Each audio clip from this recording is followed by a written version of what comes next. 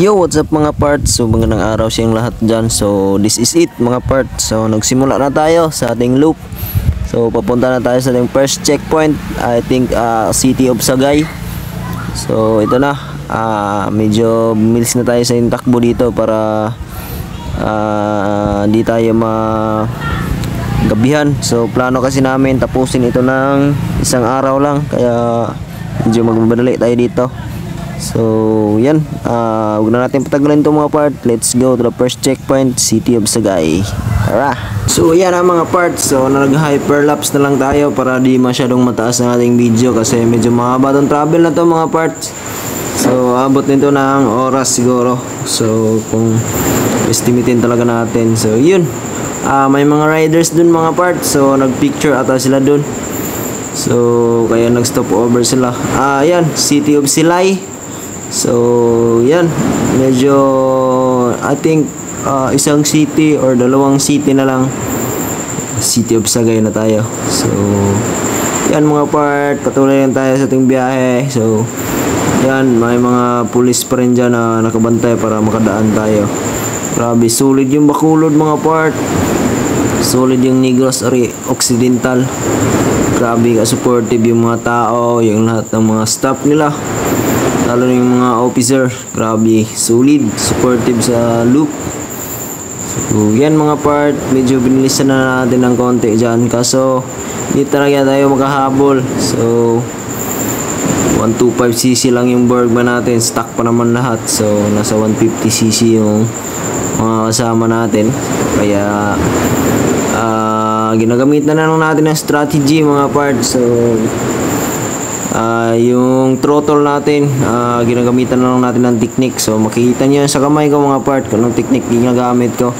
Hindi ko siya pinipilit arangkadahin agad. So ulit-ulit ko siya, yung palang arangkada, tas slow, arangkada, tas bitaw. So ganyan.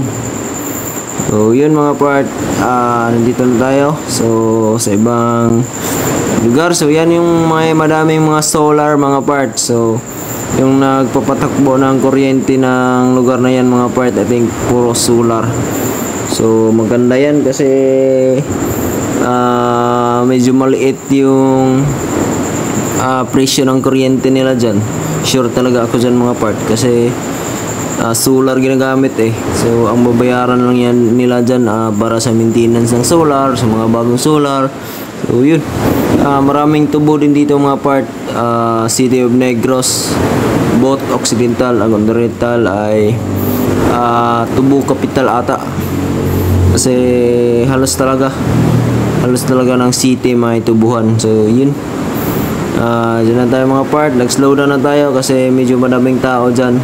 I think lungsod yan kasi madaming tao. So yan, kita nyo, madaming tubuhan talaga yung mga part. So kung gusto mo talagang tumikim ng tubo, pwede ka lang puminto sa gilid. Joke lang. So mapapatay tayo sa may-ari dyan. So konting safety lang tayo sa paglulup, kasi ang panahon na yan ay natsyempo sa araw sa buwan ng ting harvest ng tubo. So kaya maraming truck nagkakaroon ng tubo kasi ting harvest yung buwan na yan, timing. So medyo maraming sasakyan talaga. So 2 lanes tayo dyan kasi another city na tayo. Palabas na talaga anong barangay yun. So 2 lanes tayo dyan kasi yung karsada medyo tawag nun, masikip, kaya 2 lanes. So yan, 1 lane tayo. Si Sir Nice, ating tail. So siya yung sweeper natin.